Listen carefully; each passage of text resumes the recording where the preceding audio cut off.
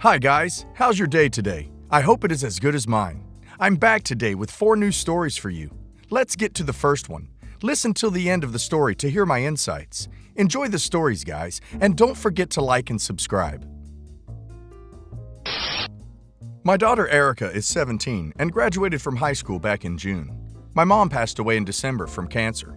Before she died, we decided as a surprise for my daughter's upcoming graduation, my mom would do a voice recording on one of those teddy bears. We agreed I'd give Erica the bear as a graduation gift from my mom, since we both knew she would not get to be there. Her and Erica were always very close, so we knew this would mean a lot to her. Right after her graduation, I had some work to do out of state and only got back a few weeks ago. I finally had the chance to give Erica the bear, and she absolutely loved it. She cried and said it was the best gift ever. When I dropped her back off at her mom's, my ex called me immediately to give me crap about the gift. She said Erica showed it to them, ex, her husband, and stepsister, and now her stepsister is upset and won't come out of her room.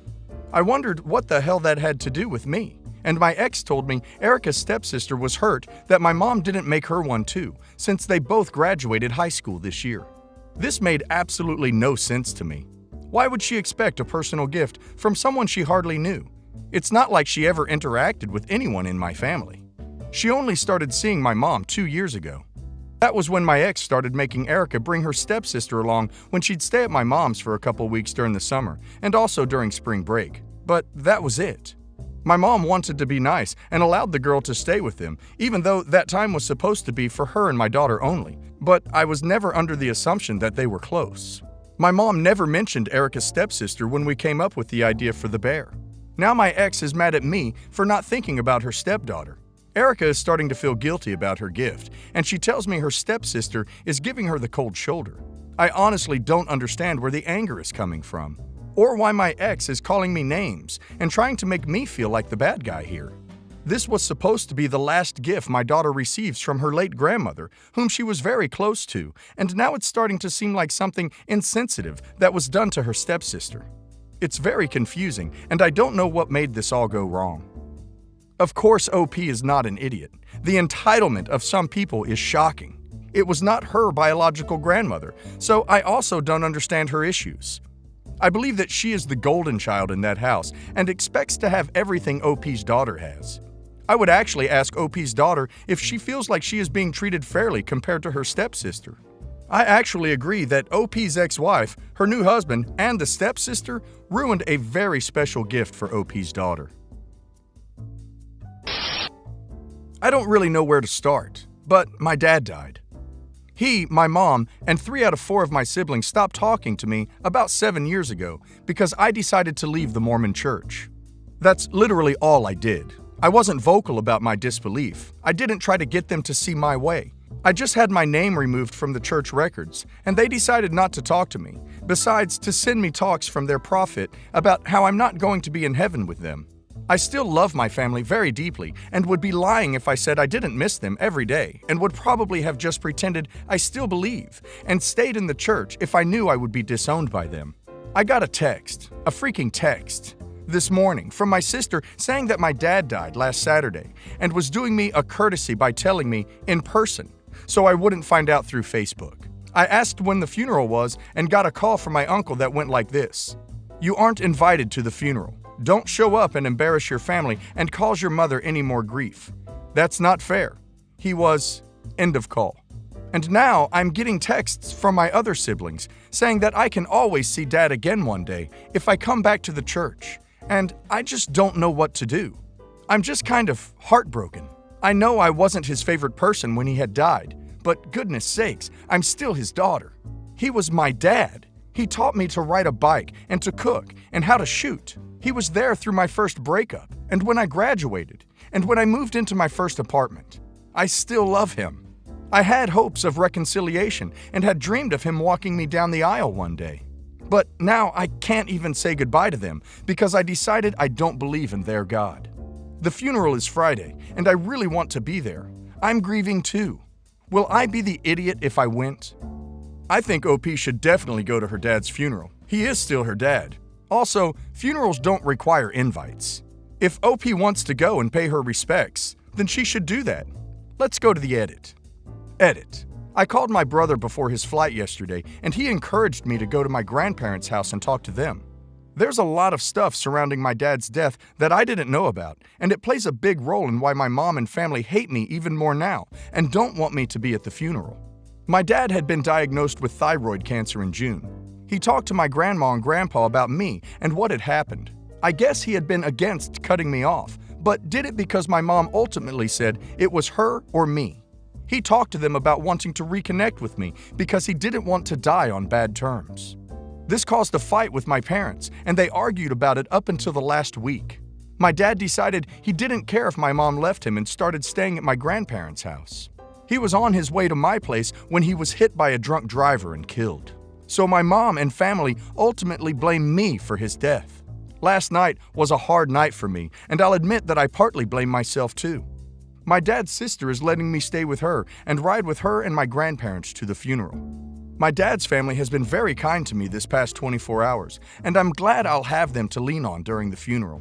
I don't think my mom will make a scene at the funeral if I'm with my aunt. She is scared of her, but my brothers and sisters might. My big brother's flight comes in soon, and he and I have already talked about going together to the wake my dad's side is hosting. I'm hoping since it's at a bar, none of my Mormon family will be there, and I can be surrounded by people who I love and remember my dad. Honestly, I was still torn about going because I do feel a little guilty about his death. But he wanted to spend the rest of his life with me in it, so I'll definitely be at his funeral. I did end up going to my dad's service and funeral. My aunt took me along with my grandparents. Thanks to all the ex-Mormons who told me what I should expect at the funeral. If I hadn't known what was going to happen, I would have probably been even more of a mess than I already was. My mom and her family were not happy to see me, but didn't even talk to me during the funeral, which I guess is a lot better than yelling at me. My older brother sat with me and my dad's side of the family during the funeral and was my support through the whole thing. He and my grandparents even encouraged me to get up and share stories about my dad when the time came for people to give final words. The wake was nice. I guess my dad would sneak out and get a drink with my uncle every now and then, so they had the wake at their favorite bar. My brother supported me through everything, and realizing he would have my back, even when it came to our mom, means the world to me. I'm still trying to process his death, especially since he died on his way to see me. I've started seeing a therapist at my brother and aunt's suggestion. I was in a really bad place for a few weeks after the funeral, and it's really been a lot of help. Yesterday was my dad's birthday, and my aunt and I drove up to visit his grave. It was a lot easier than I thought it was going to be, but hard nonetheless. I'm glad OP decided to go to the funeral, but she should stop blaming herself for his death because it's not her fault at all. If anything, it's partially OP's mom's fault for making him cut OP off in the first place. But of course, it's mostly the drunk driver's fault. Let's get to another story, guys. I, 22 female, have always had a rocky relationship with my parents, but some recent events have me wondering if I should cut them off. My dad always told me that I should get a good education and not worry about money since he would take care of it. He paid for my tuition and living expenses during my 4 years, except when I took up a part-time job for 2 years and paid for my living expenses. Freshman year, I found out that my dad had an Excel sheet keeping track of the amount he has spent on me for college. This includes charges like tuition and living expenses, as well as small charges like SAT test fees and Uber fees. Basically, it's a record of every cent I spend of his. Throughout my 4 years, he would constantly threaten me with, "If you don't do as I say, I will stop paying for you." At graduation, 2 of my guy friends came to congratulate me, one who is also a close family friend. After I did my graduation walk, I gave both of them hugs, and my parents flipped out when we got home. After a few hours of yelling at me, they said that I am not allowed to talk to my guy friends anymore. I said okay to keep the peace in the house, but kept talking to them. After graduation, they wanted me to meet a guy, he was 26, who they wanted me to marry. I said no the whole time, but they insisted, "Just meet him, you never know. We're not forcing you, you still have the final say in this." When they met him, they immediately rejected him because he was too fat. In September, I started working. After a few weeks, I asked my dad about opening my own personal bank account. He said I don't need to open one since I already had 2 credit cards and a checking account. All are joint with him. I suspected that he said this so he can monitor my money. I went ahead and made my own checking account and credit card without telling him.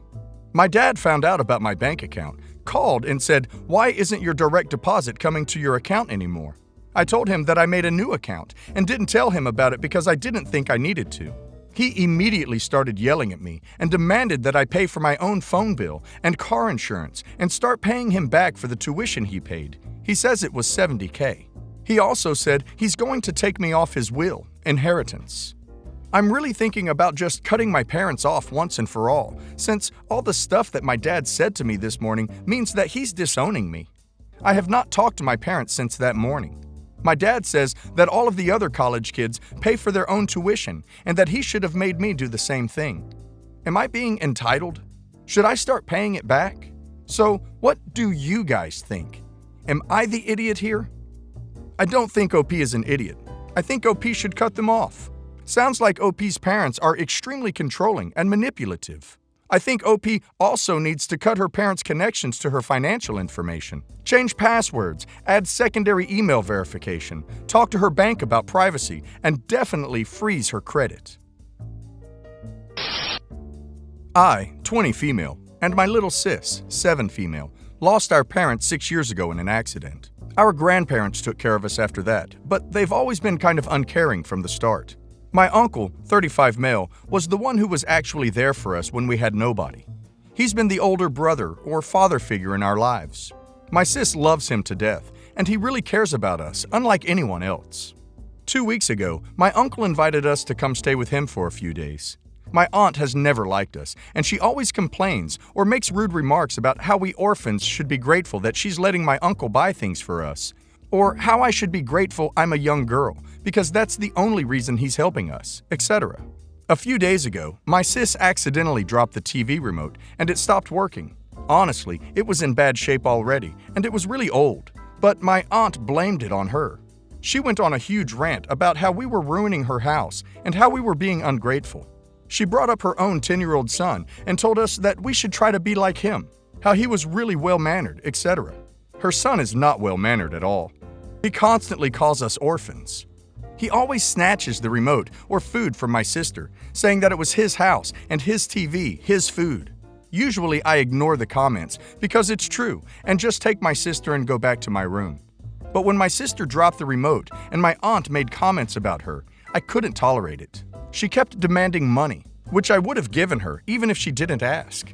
And she kept calling my sis ungrateful little crap and said that she should know her place. I would ignore it if it was about me, but my sister is all I have. I grabbed my purse from my room and threw the money she was asking at her face.